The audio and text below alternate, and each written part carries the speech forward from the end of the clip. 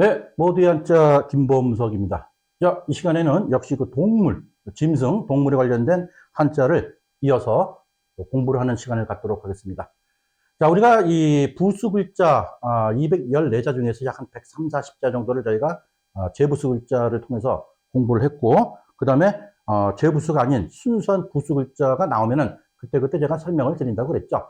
자, 여기서는 재부수 글자도 나오고, 그리고 또 이 단독적인 혼자만으로는 글자가 안 되는 그런 또 부수 글자도 나오네요. 자, 혼용되어 있습니다. 한번 보도록 할까요? 자, 범호자 볼까요? 자, 범호자는 뭐 이미 했던 그런 글자죠. 그래서 이제 호랑이의 그런 모습을 그린 글자다. 그래서 이게 우리가 부수 공부할 때 했던 글자죠. 자, 돼지 시자 보도록 하겠습니다. 자, 돼지 시자는 역시 돼지의 그런 뚱뚱한 모습, 식용, 그런 그 돼지를 그린 그런 글자죠. 그래서 돼지 시자 같은 경우에는 위에다가 민간머리. 이거 글자를 또 이렇게 좀 잘 못 써요. 이렇게. 그래서 이제 집가자가 나오죠. 그래서 집에서 그 돼지를 기르는 거. 실제로 그 중국에 가면 말이죠. 이렇게 보시면 돼요. 우리 보통 그 주택가 보면은 밑에는 주차장이고 위서부터 그 가정집이 있잖아요. 그렇게 해서 이제 뭐 4층, 5층 해서 이제 단독 빌라 같은 거 우리가 볼 수 있는데, 그런 것을 약간 연상을 해 보시면은 중국의 2, 3층이 아니라 이렇게 밑에는 주차장 같이 그 빈 공간, 여기에 돼지들을 키워요. 그리고 위에는 사람이 살고 있는 그런 가옥들을 갖다가 종종 볼 수가 있죠. 이것만 봐도 집가자를 이해하는데 매우 도움이 되더라고요. 돼지시였습니다.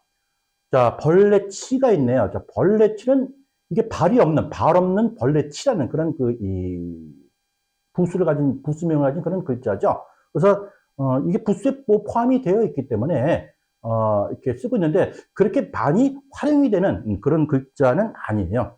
뭐 해태라든가 무슨 뭐 간절하다 할 때 쓰는 그런 벌레치, 발이 없다 해서 발 없는 벌레치라고 이렇게 우리가 알고 있습니다. 통상적으로. 말맞자. 자, 말맞자는 이미 우리가 부수 시간에 했던 그런 글자죠. 말맞자는 뭐 이게 10획이죠. 10획. 그래서 하나, 둘, 셋, 넷, 다섯, 여섯, 일곱, 여덟, 아홉, 열. 그래서 요거 이제 말 다리를 뜻한다. 그래서 꼬리 근데 이 갑골문에 보게 되면 이제 다른 동물들과 마찬가지로 말이죠.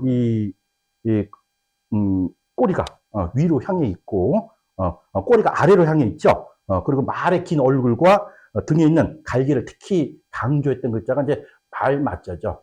중국에 쭉 보게 되면 이 말이라는 것은 어떤 그 제사의 희생물로 사용하는 경우는 거의 없고, 용도가 뭡니까? 주로 전쟁 때 많이 사용하는 정말 없어서는 안 될 필수 동물이었죠. 특히 수레 같은 거 찰 때 수레의 이 말 끌고 쫙 가고, 그죠? 여러분들 이 영화 벤허라는 영화 기억나시죠?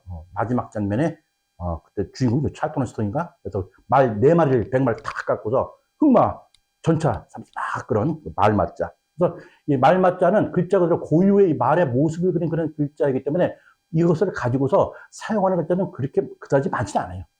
그래서 이 말맞 자체가 상당히 중요한 그런 의미를 가진 그런 글자가 되겠습니다. 자, 이제 또 양자가 나오죠. 이미 양의 머리 부분이죠. 그래서 공부했던 그런 부분이고요. 자, 사슴 녹자. 역시 그것도 사슴의 모습이죠. 이것도 이미 우리가 부수에서 공부했던 그런 공부죠. 그 다음에 이제 짐승 발자국 유가 나오네요. 이제 짐승 발자국 유자는 이거 하나 갖고서는 이제 글자가 안 되죠. 그러니까 다른 글자하고 합쳐져서 이제 이 글자를 또 만들게 됩니다. 자, 요거 보시게 되면 요 글자가 뭐 멀경자라는 또 이게 부수 글자예요.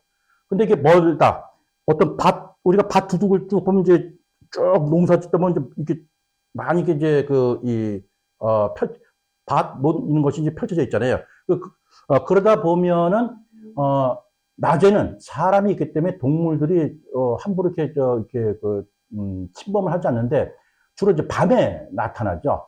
밤에 나타날 때 아침에 일어나다 보면 뭐 호랑이 뭐 발자국이 있던 뭐, 응? 늑대 발자국이 있던, 어찌됐든 짐승 발자국이 뚝뚝, 특히 눈 내린 날, 눈이 내렸던 그 아침에 보면은 짐승 발자국이 선명하게 돼 있죠. 그래서 요렇게 해서 이제, 이게 짐승 발자국. 간밤에, 늑대가, 이리가, 호랑이가, 이렇게 다녀갔구나. 우리가 유추할 수 있는 거죠. 자, 그래서 이렇게 짐승 발자국을 가지고서 또 어떠한 글자가 만들어지는지 한번 보도록 하죠. 자, 양양. 자, 양이라는 것은 뭐 번식력도 매우 뛰어나고 또 순하고 잡기도 좋고 하다 보니까 많이 재단에 올려도 부족함이 없는 그런 아주 선한 그런 착하고 그런 양이죠. 그래서 양양자에는 뭐 착할 선자도 있고 또 오를 의자도 있고 아름다울 미자도 있고 여러 가지 글자가 많이 만들어지는 글자가 바로 양양자예요. 자, 다음 페이지 가도록 해보겠습니다. 자, 고처가 나오네요. 고처. 고처. 자, 고처는 그 호랑이 호자가 있고 자, 이게 범호자네요. 그죠? 호랑이 우리 조선시대 때는 뭐 많이 있었죠. 그리고 요것은 뭘까요, 요거? 요거는 그 천천히 걸을 쇠라는 우리 부수 공부 기억나시죠? 이거 동굴로 볼까요? 그래서, 호랑이가 어떤 동굴에서 어슬렁 걸어 다니는 그런 곳이 바로 고처, 이렇게 보시면 되겠습니다. 그래서, 호랑이가, 동굴 속에서 천천히 걷는 그곳이라는 데서 이제 어느 곳, 또, 어디 뭐 살다, 뭐 이러한 뜻을 나타내는 글자가 이제 고처죠. 그래서 이제, 이거 갖고 쓸 수 있는 말 뭐 있어? 그래. 처녀 하면 되겠네. 자, 처녀 그러면 뭐예요? 우리가 이제 미혼, 결혼을 하지 않은 여인을 보통 우리가 이제 그 처녀라고 이렇게 표현을 하고 있죠. 하지만 이제 이 처녀라는 원뜻은 결혼을 안 한, 여자를 뜻하는 게 아니라 집에 있는 여자. 그러니까 결혼에 관계없이 그런 여인을 갖다가 처녀라고 옛 고대에서는 그렇게 표현을 했어요. 그것이 이제 현대에 와서 미혼, 어떤 그 유부녀에 반대되는 개념으로 이제 그 처녀라는 용어를 썼다. 이렇게 보시면 되겠습니다. 자, 다음 글자 보도록 하겠습니다. 자, 모질 학자가 나오네요, 우리. 학대하지 마시죠. 또는 모질, 학살, 상당히 또 학정, 아주 포악한 정치, 뭐 여러 가지를 쓸 수 있는 거죠. 학대, 학정, 학살, 아주 좀 별로 안 좋은 그런 뉘앙스를 가진 그런 글자죠. 자, 요것은 범호자. 범호자에다가 이거는 호랑이 발톱을 뜻하는 글자죠. 그린 글자죠. 그러니까 호랑이 발이 맹수 한번 탁 찍어서 긁으면 뭐 거의 치명적인 거죠. 그래서 어떤 그 호랑이의 억센 발로 사람 확 해친다. 그럴 때 쓰는 글자가 이제 모질학자가 되겠습니다. 자, 고처 모질학자 호랑이 범호자를 가지고서 만든 그런 글자가 되겠네요. 자, 코끼리 상자가 있네요. 자, 코끼리 상자. 밑에는 뭐 돼지 시자가 있네요. 돼지처럼 그냥 돼지를 깨우면 안 되죠, 사실 어떻게 보면. 그래서 이제 코끼리의 모양을 본따서 만든 전형적인 상형 문자죠. 자, 코끼리가 중국에 뭐 있었냐? 그러니까 중국에 호랑이가 있었으니까 이 글자가 당연히 나오겠죠. 그래서 이제 원래 코끼리가 아프리카, 인도 이런 열대성 기후에 있는 그런 동물이잖아요. 그래서 이제 중국이 워낙에 이제 땅덩어리가 매우 광대하죠. 아시아와 그 유럽을 갖다가 다 있는 그런 광활한 그런 이 면적을 가지고 있는 그 중국에서 예전에는 코끼리가 있었는데 이것이 이제 날씨가 추워지고 기후 변화를 해서 지금은 코끼리가 이제 없죠. 하지만 코끼리가 있었기 때문에 코끼리 상자가 나온 거죠. 그래서 이 코끼리를 가지고서 만든 한자가 이거 말고도 우리가 저번 시간에 했나요? 이 글자도 있었죠, 이거. 손에다가,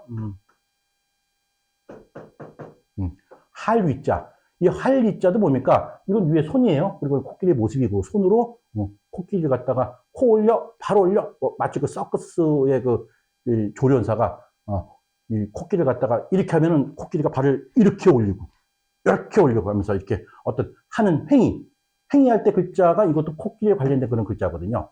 자, 그래서 할위도 코끼리에 관련된 한자. 또 이건 당연히 코끼리의 모습. 밑에는 돼지 시자지만은 이 돼지의 모습을 아주 돼지처럼 육중한 지구상에서 가장 무거운 그런 동물로 알고 있죠. 그래서 코끼리 상자였습니다. 그래서 코끼리가 이제 그 중국에서 많이 사라지게 되는 거죠. 그래서 아마 그 옛날에 사운주에서 주나라 시대까지는 호랑이가 있었고, 그 다음에 그 이후 서기를 넘어오면서 이제 호랑이가 서서 이제 멸종 쪽으로 이제 가졌다라고 합니다. 자, 모양 상자가 나오네요. 자, 모양 상자는 코끼리 상자에다가 사람 인자를 붙은 거죠. 그러니까는 요것은 그 뜻을 더 이제 첨가하기 위해서 만든 그런 글자죠. 즉, 이 사람이 코끼리의 모양을 상상했다. 그런 글자예요. 다시 이야기해서 이제는 세월이 흘러서 코끼리가 안 보여. 중국에서. 뼈만 나왔어, 뼈만. 분명히 코끼리는 있었는데, 코끼리는 이제 온데간데 없고, 코끼리의 뼈만 있다 보니까, 그 코끼리의 모습을 뭐라 그럴까? 그러니까 특히 이제 고대 그 중국 황하 지역에서 이제 코끼리가 있었는데, 이런 그 기후의 변화에 의해서 북방의 코끼리가 멸종하고, 그러니까 사람들이 코끼리 뼈를 보고서 코끼리를 상상하는 거예요. 그래서 이게, 코끼리 모양을 상상한다. 그래서 그 옛날 고대에 보면 이제 한비자라는 책자에 보면은 이 코끼리 뼈를 보고서 코끼리를 상상했다. 이런 내용의 글이 좀 나오죠. 모양상. 그래서 우리가 보통 이제 뭐 쓰는 용도로는 뭐 상상한다. 상상. 생각상자죠. 뭘 상상해? 코끼리를 상상해요? 상상. 그래서 이제 상상한다 할 때 쓰면 될 것 같고, 또 뭐 불상, 또 동상 할 때 이 글자를 씁니다. 사실은 코끼리 상자만 써도 무방한 글자예요. 사실은 두 개 다 써도 혼용이 되는데 그 이후에 뜻을 좀 더 좀 세분화시키기 위해서 만든 글자가 바로 모양상이다. 이렇게 보시면 될 것 같아요. 자, 코끼리상, 모양상. 코끼리상을 알면은 당연히 모양상, 상상까지도 우리가 알고 계셔야 되겠죠? 네, 미리 예자가 나오네요. 계속 그 코끼리 상자를 가지고서 나오는 그런 글자가 지금 되겠습니다. 자, 미리 예자. 미리 예자는 왼쪽은 나 여자라는 글자예요. 아이. 그래서 이제 원래 이건 이제 실패를 그린 상형 문자인데 여기서는 이제 가차가 돼가지고선 나라는 뜻의 글자가 되는 거죠. 그래서 나인 코끼리. 내가 곧 코끼리다. 그런데 이 코끼리는 자기가 죽을 때 아무 데서나 죽는 게 아니라 미리 자기의 죽음의 장소를 정해뒀다 그래요. 그래서 뭐라 그럴까 어떤 자신의 그 죽음을 미리 알고 정해진 곳에 가서 죽음을 기다린다라는 데서 미리 예자가 나오는 거죠. 뭐 예상한다, 뭐 이렇게 뭐 우리 이런 말 쓰죠. 그 제가 어릴 때 초등학교 다닐 때 타잔이라는 그런 이제 그 미국 드라마를 본 적이 있는데 거기에 이런 장면이 제가 언뜻 기억이 나요. 밀렵꾼들이 코끼리를 이제 포획하려고 코끼리 발에다가 총을 탕 쏴. 탕탕. 그러니까는 코끼리가 와 이제 울부짖을 거 아니에요. 그러면 코끼리 발에서 피가 줄줄 흐르고 그 육중한 그 코끼리가 이제 막 고통스러워서 어쩔 줄 모르는 거죠. 그러면 코끼리가 막 달려가. 막 달려가면은 그 밀렵꾼이 그 찝쳐 타고 그 코끼리를 갖다가 이제 추적하는 거죠. 추적을 쭉 하다 보면 코끼리가 자기가 미리 정해준 죽음의 장소에 가죠. 그 앞에서 와 울부짖으면서 풀수덕 이제 쓰러지는 거예요. 그러면은 그 코끼리가 그 죽어있던 그 기존에 죽어있던 그 뼈들이 확 빛나는 거죠. 빛나는 게 뭘까요? 바로 코끼리 상아야, 상아. 코끼리 상아. 아까도 얘기했지만 중국에 코끼리가 있었어, 없었어? 당연히 있었죠. 왜냐면 그 상아로 만든 뭐 젓가락부터 해가지고 그게 다 은나라 뭐 옛날 고대 보면 나오거든.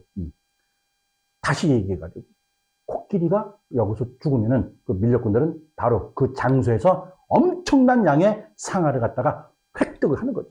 그걸 전 세계에다 뿌려가지고 거부가 되고 이런 데까지 가는 거죠. 그래서 코끼리가 미리 정해된 곳에서 죽음을 기다리는구나. 그래서 미리 예자라고 제가 그냥 한번 설명을 해드렸습니다. 자, 미리 예였습니다. 자, 다음 글자 볼까요? 자, 모양 모가 되겠네요. 자, 모양 모는 우리 앞전에 얘기했듯이 이게 발이 없는 벌레 치라는 그런 부수 글자 있죠. 여기에 흰 백자에다가 어진 사람 인자가 붙어 있는 거죠. 그러니까는 아주 그 아주 피부가 고운 그런 사람의 모습을 그린 그런 글자예요. 그러니까 이 사람의 발 없는 벌레 치 해가지고 이 원래 치라고 하면 뭐 해태라는 뜻도 가지고 있고 뭐 몇 가지 쓰이는 용도가 있지만은 그냥 이것이 합쳐진 즉 사람의 얼굴 이건 이제 신백자는 사람의 얼굴로 보시면 되는 거예요. 그래서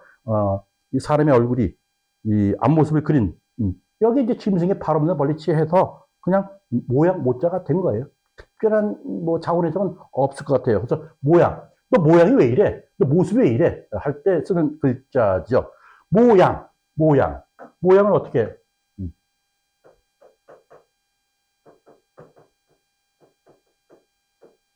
나무 목자죠. 그다음에 이게 양자는 이게 이제 소리 부어인데, 그래서 이제 모양이라는 몹도 있고 모습.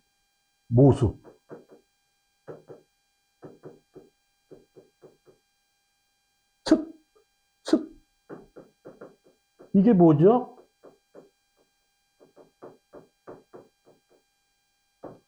이 밑에 용용자에다가, 오디자가 가지고 이게 이제 엄습할 습자가 돼. 뭐 공습한다 할 때 이 글자 쓰죠. 그래서 모양, 모습이라는 이제 글자가 이제 낱말을 만들어줄 수가 있는 거죠. 자, 모양 모자였어요. 자, 이제 말맞자로 관련된 글자가 하나 나왔네요. 자, 이게 그 성시로는 풍시가 되고요. 그 다음에 뭘 탄다 할 때 이제 빙자가 되겠죠. 그래서 요거는 이제 많이 쓰이는 글자는 아니죠. 그래서 이제 말발굽이죠. 말발굽이 이게 이제 얼음빙자. 차다. 그래서 이제 얼음빙자가 있는데 얼음을 깨듯이 달리는 거예요. 그래서 이제 말발굽이 얼음을 갖다가 깨듯이 달린다는 데서 탄다. 말을 탄다는 뜻의 이제 탈빙 이렇게 쓰시면 될 것 같아요. 그다음에 성시도 쓰이는 것이 이제 풍시 있어요. 실제로 많은 성씨는 아니죠. 이렇게를 하시면 되겠습니다. 자, 다음 이제 아름다운 밑자가 있네요. 아름다운 밑자는 요거 자체가 이 양이잖아요, 양. 근데 우리가 그 제사를 지낼 때 신에게 희생을 올린단 말이야. 그리고 제사를 지내면 뭡니까? 그 희생으로 올려줬던 그 고기를 다 함께 나눠 먹죠. 그걸 음복한다 그러잖아요, 음복. 그래서 이제 양이 아주 튼실하고 큰 거, 큰 대자. 요것이 합쳐진 거죠. 이렇게 플러스가 돼가지고. 그래서,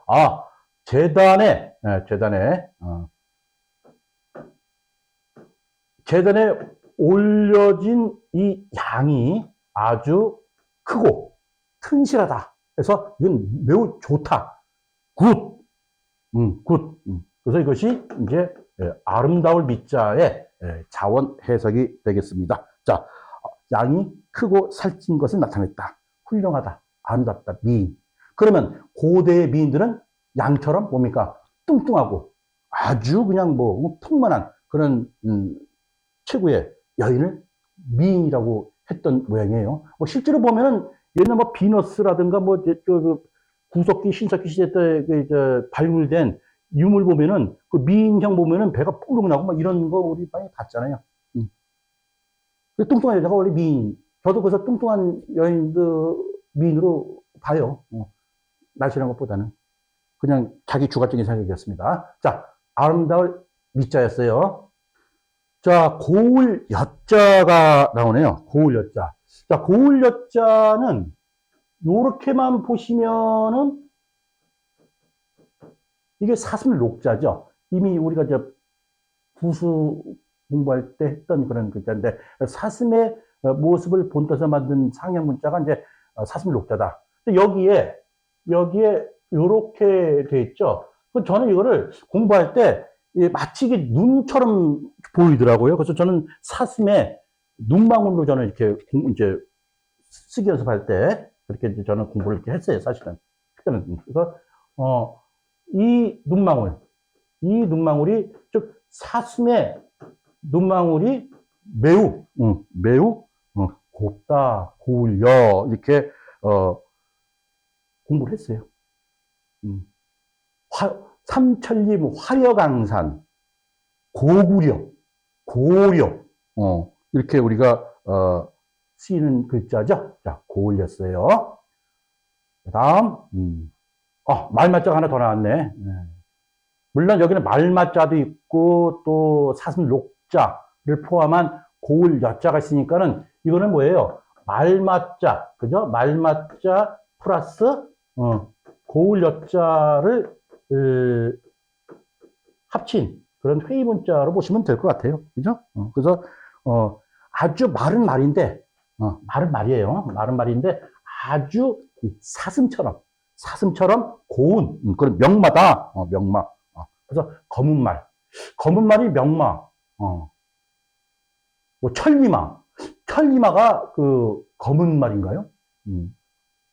나는 말 그러면 백마가 난 제일 좋아. 왜? 배너가 저는 이 생각이 나잖아요. 그래서 배너 할 때 이 말 네 마리가 경주를 쫙 하는데 한번 상상을 해보세요.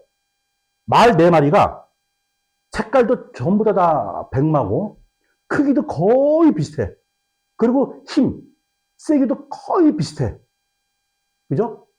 그래서 이 네 마리가 신체 조건이 거의 비슷한 네 마리를 갖고서 이게 하모니, 이게 조화가, 그죠? 네 마리 중에 어떤 한 마리 힘이 좀 딸리고, 또 늙은 말이고, 그러다 보면 같은 여기 땅에 있을 때 똑같은 스피드를 낼 수가 없잖아요. 그래서 같은 세계에서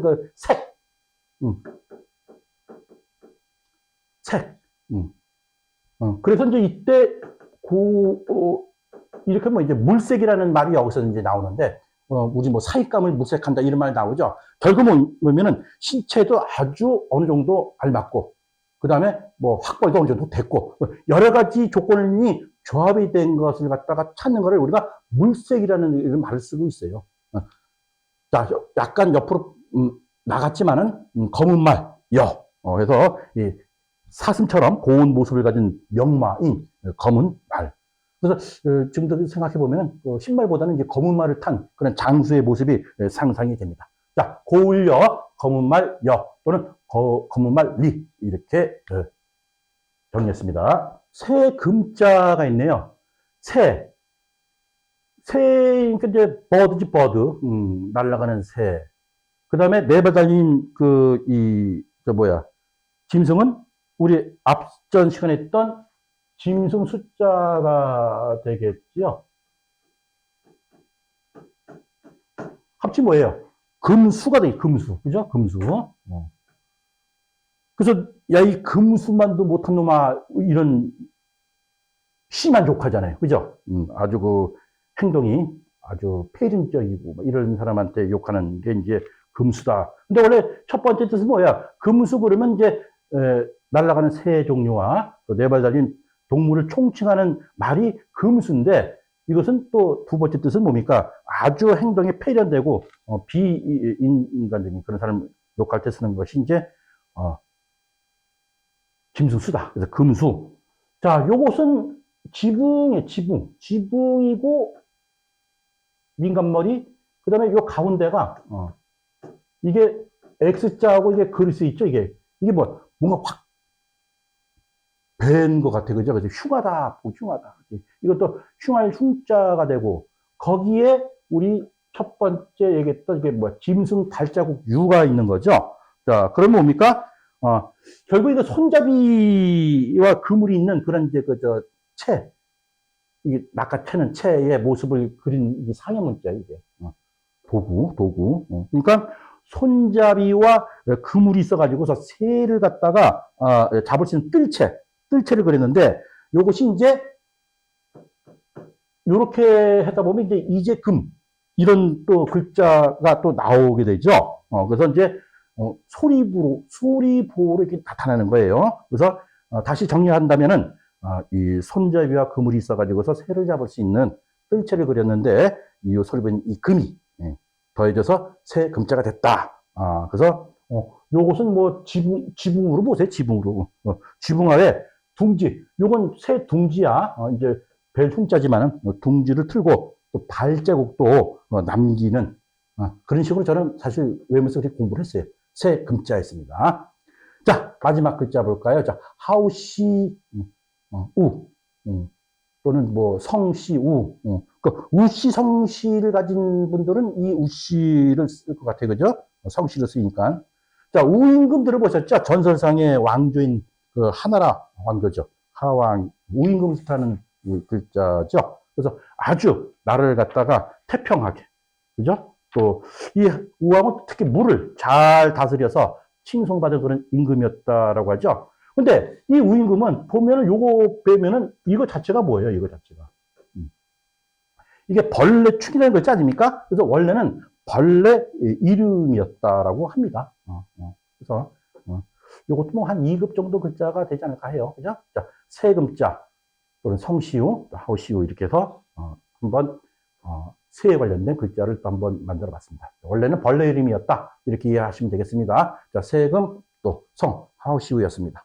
자, 이렇게 해서 오늘 또 짐승 관련된 거 해서 범, 고, 또 돼지, 시, 그 다음에 벌레, 발 없는 벌레, 치, 또 말마, 또 양양, 또 사슴, 록, 그리고 또 짐승 발자국 유를 가지고서 한번 회의 문자를 중심으로 해서 한번 또 정리를 해봤어요. 물론 우리가 다음에 또 형성 문자 들어갈 때 이런 글자들이 들어가서 계속 글자가 만들어질 때 또 새로운 글자를 또 익히면 되는 거니까 여기서는 요 정도에서 우리가 정리를 해보면 될 것 같아요.